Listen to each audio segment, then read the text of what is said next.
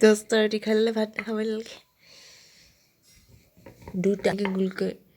এটা বেলিলে বাৰু নালাগে গোটেই বেলিব আমাৰ ভাল কাৰিকৰ এটা হ'ব দেই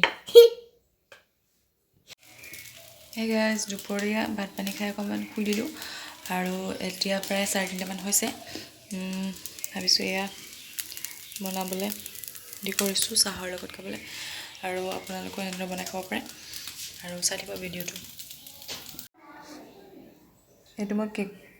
বনাবলৈ কাৰণে ৰিফাইন লৈছোঁ এয়া এটা কণী লৈছোঁ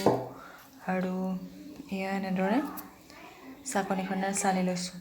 আৰু তেতিয়া যিখিনি ইয়াত পূৰা হেৰি আছে সেইখিনি ওলাই যাব আৰু এয়া চেনি মিক্সিত পিচি লৈছোঁ 1 কাপ আপোনালোকে ভিডিঅ'টো চাই থাকিব এয়া মই বেটাৰটো ৰেডি কৰি লৈছোঁ আৰু এতিয়া দিব লাগিব ইয়াত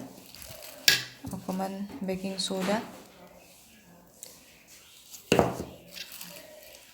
আৰু অকণমান এনেকুৱা সোডা দিব লাগিব আৰু ইয়াত মই অকণমান বাটাৰ দিম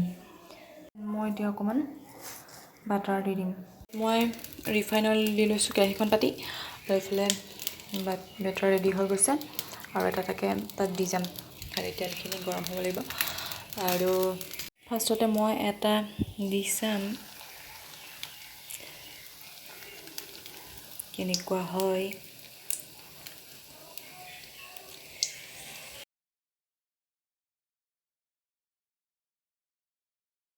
এতিয়া মোৰ চাহৰ লগত খাবলৈ এয়া ৰেডি হৈ গ'ল দেখিছেনে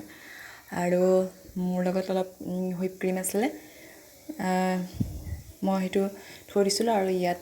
অলপ এতিয়া মই দিম আৰু